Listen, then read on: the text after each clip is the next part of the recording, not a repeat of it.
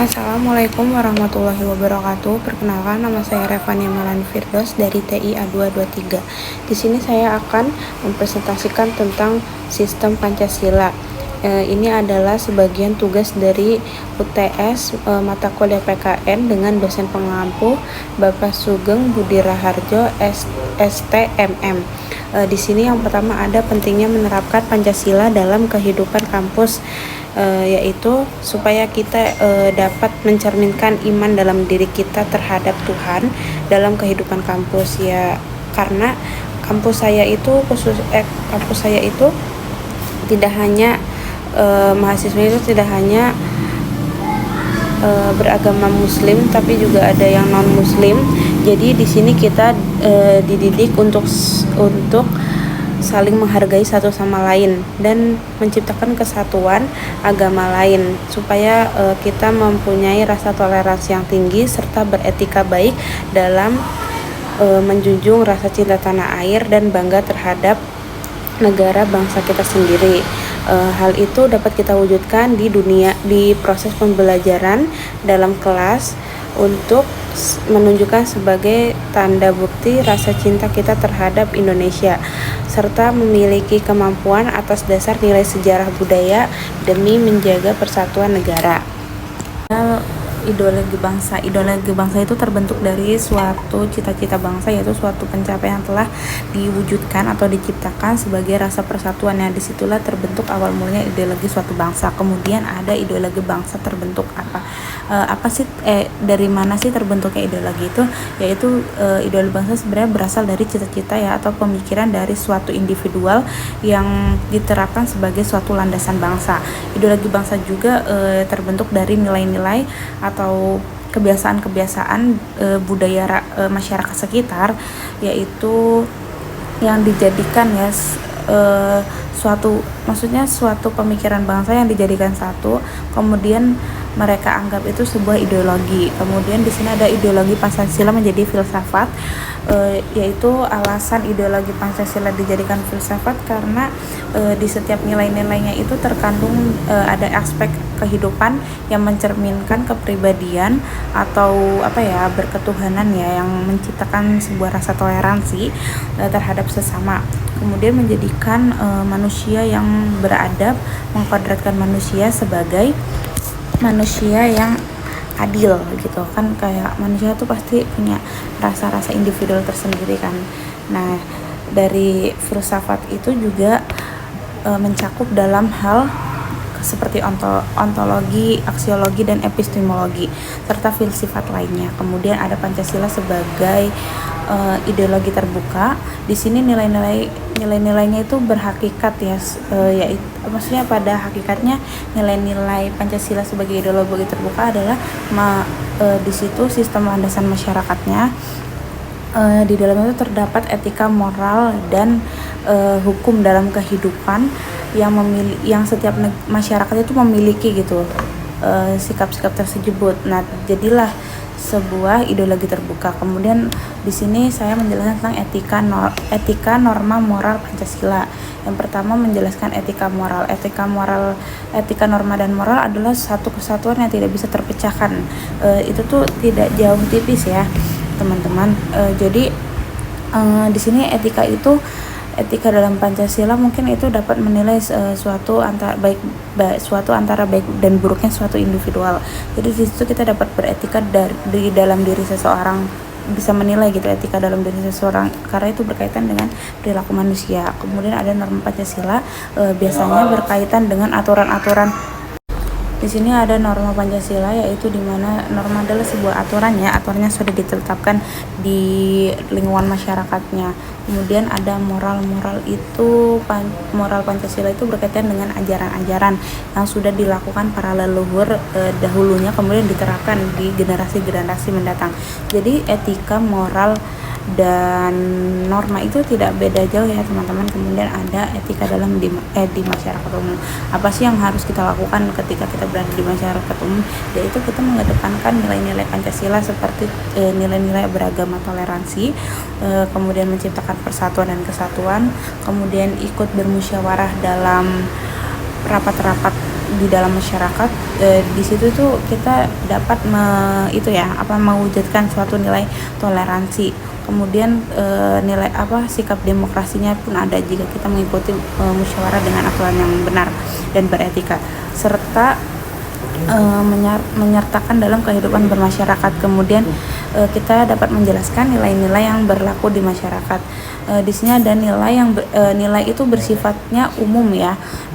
Ini juga dapat digunakan untuk menilai suatu tindakan. Jadi kita tidak boleh melakukan tindakan sebelum melakukan survive gitu kan. Kemudian di sini ada yang dimaksud dari nilai yang berlaku di masyarakat, yaitu nilai-nilai yang mencerminkan kehidupan berdasarkan etika, moral, dan norma yang baik. Kemudian ada Pancasila sebagai sumber etika dan politik, yaitu di mana manusianya harus bertanggung jawab kepada masyarakat. Jadi masyarakat politik itu berfungsi sebagai bersikap gitu ya. Bersikapnya itu beretika, jangan membela manusia yang beruang sehingga orang yang tidak beruang itu ditindas gitu, tidak boleh. Itu namanya politik yang tidak beretika. Jadi di dalam politik pun begitu, kita harus menerapkan moral yang baik dan beretika yang baik supaya masyarakat memandang dunia politik itu baik, tidak selalu dunia politik jahat ya. Nah, karena politik itu di dalamnya mengandung unsur-unsur yang berurusan langsung dengan aktivitas kenegaraan. Kemudian di sini ada Negara Kesatuan Republik Indonesia, di mana proses pembentukan suatu negara itu melalui beberapa tahap, tidak asal dari misalnya suatu negara itu tercipta sendiri gitu, pasti ada tahap-tahapnya. Yang pertama mungkin dilihat dari historis sejarahnya, untuk historis kemerdekaan. Kemudian ada permusyawaratan bersama, perkembangan sistem politik bersama, serta melihat ya jiwa sosial ekonomi, perkembangan rakyat di sekitarnya tuh bagaimana gitu. Karena itu digunakan untuk mengatur sistem kenegaraan, untuk mengatur pemerintahan dan rakyat. Kemudian ada bagaimana konsep pembentukan negara dengan Corvelus Pancasila.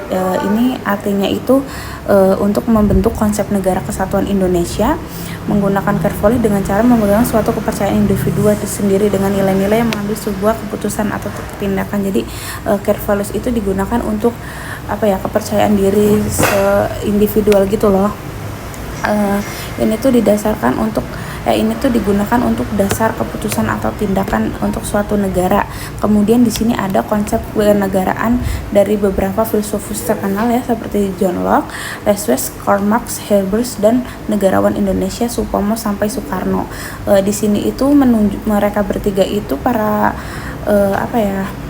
pakar-pakar filsufus terkenal di dunia, yang biasanya itu mereka tuh menggabungkan konsep-konsep tersebut untuk membangun sebuah perkembangan atau pemikiran-pemikiran tentang suatu negara. Mereka tuh mengemukakan nilai-nilai yang membentuk suatu konsep negara, supaya maksudnya mereka tuh bertukar pikiran gitu loh, supaya negara ini tuh biar maju tuh gimana gitu. Mereka para pakar-pakar terkenal ini, pakar-pakar negara itu saling berdiskusi atau bermusyawarah gitu kan. Terus di sini saya menjelaskan tentang konsep kenegaraan seperti demokrasi, teokrasi, kapitalis, dan sosialis. Di mana demokrasi adalah mengambil keputusan-keputusan ya dengan kesepakatan bersama, bukan dari se-individual aja. Nah, ini juga demokrasi digunakan untuk kepentingan masyarakat, bukan untuk kepentingan pribadi. Digunakan untuk kepentingan umum, bukan digunakan untuk kepentingan sekelompok saja. Nah, ini tuh didasari oleh agama ya, diambil dari pemimpin agama-agama. Mereka berdiskusi gimana sih demokrasi yang baik itu. Nah, dibentuklah sebuah unsur-unsur yang membangun negara berlandaskan negara atau agama ketuhanan yang Maha Esa. Kemudian ada Kemudian di sini ada kapitalitas, yaitu di mana sistem ekonomi atau hak pribadi mengakibatkan kesenjangan ekonomi. Nah, kapitalitas itu sebuah kayak hak pribadi gitu loh, kekayaan pribadi yang berasal dari sumber daya manusia. Kemudian ada sosialisasi, yaitu penguasaan alat produksi dan distribusi ketidakadilan yang digunakan untuk kesejahteraan bersama. Kemudian Kemudian yang terakhir yaitu ada nilai Pancasila sebagai staf fundamental from, yaitu dijelaskan masing-masing aliannya pada pembukaan Undang-Undang Dasar 45. Aliannya pertama adalah yaitu suatu keinginan rakyat untuk bebas dari penjajah pada saat itu, karena bagi mereka itu penjajah itu sangat keji ya pada zaman penjajahan, tidak menggambarkan pri kemanusiaan dan pri keadilan. Maka dari itu mereka minta kebebasan kepada negara untuk segera berakhirlah yang namanya itu penjajahan. Kemudian ada aliannya kedua yang dimaksud yaitu menjelaskan pencapaian atas kemerdekaan bangsa Indonesia karena telah sampai pada titik yang bahagia. Jadi pada saat itu para pakar tokoh-tokoh negara itu mencetuskan gitu, mengumumkan bahwa Indonesia itu telah merdeka pada saat itu. Maka dari itu mereka membentuk sebuah kemerdekaan dari penjajahan, kemudian membentuk sebuah negara yang merdeka, bersatu, berdaulat, adil dan makmur. Kemudian di alinea ketiga dijelaskan pencapaian atas kemerdekaan Indonesia karena telah sampai titik bahagia rakyat Indonesia pada saat itu, karena Indonesia telah menanti lama berabad-abad untuk kemerdekaan dari sebuah penjajah dan membentuk sebuah negara yang merdeka, bersatu, adil dan makmur. Kemudian di alinea keempat, Indonesia juga berhasil berkat Tuhan pada saat itu, sehingga kita didorong untuk maju dengan keyakinan dari Tuhan, terjadilah suatu kemerdekaan. Dan pada saat itu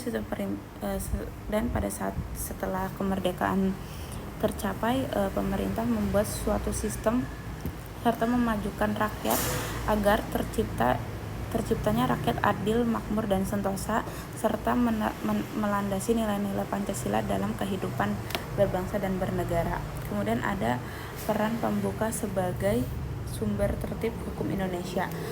Perannya adalah di mana suatu hukum negara itu wajib dan memiliki prinsip tujuan ya. Jadi supaya hukumnya itu tidak jadi hukum sembarangan. Nah, di situ hukum itu supaya hukum tidak membentuk ketidakadilan kepada masyarakat sesama, tidak membedakan antara golongan A dan golongan B. Maka dari itu pembukaan sangat penting, bukan hanya untuk prinsip dasar saja, namun untuk sumber prinsip dasar yang kuat. Di sini ada peran Verfassungsnorm, Grundgesetz-Norm dan Gesetzesnorm, yaitu yang dimana Verfassungsnorm adalah norma atau aturan di dalam konstitusi negara yang digunakan untuk konsep hukum pemerintah di negara. Kemudian Grundgesetz-Norm itu hukum Jerman, itu dari bahasa Jerman, yaitu aturan-aturan di negara Jerman yang berlaku untuk mengatur pemerintahan Jerman, dan itu adalah dasar atau fondasi dari negara Jerman. Kemudian ada Gesetzesnorm, yaitu suatu hukum masyarakat ya, untuk mengatur kehidupan bermasyarakat seperti hukum pidana, hukum perdata, hukum administrasi dan hukum-hukum lainnya yang mengurus tentang masalah-masalah di masyarakat gitu. Nah, dari perbedaan tiga hukum tersebut semuanya itu berlaku ya untuk mengatur kehidupan bernegara mau di pidana kehidupan bernegara, bermasyarakat, sosial dan politik. Kemudian yang terakhir ada pembukaan Undang-Undang Dasar Start Fundamental Norm dalam sistem hukum positif di Indonesia. Ini adalah konsep dari negara Jerman yang artinya norma fundamental, yang artinya pernyataan ataupun pengantar yang dijadikan ukuran filsafat atau norma dalam peraturan hukum bagi pemerintahan. Mungkin itu saja yang dapat saya sampaikan di presentasi UTS kali ini. Mohon maaf jika ada kesalahan kata atau kesalahan pengertian, mohon dimaklumi. Wassalamualaikum warahmatullahi wabarakatuh.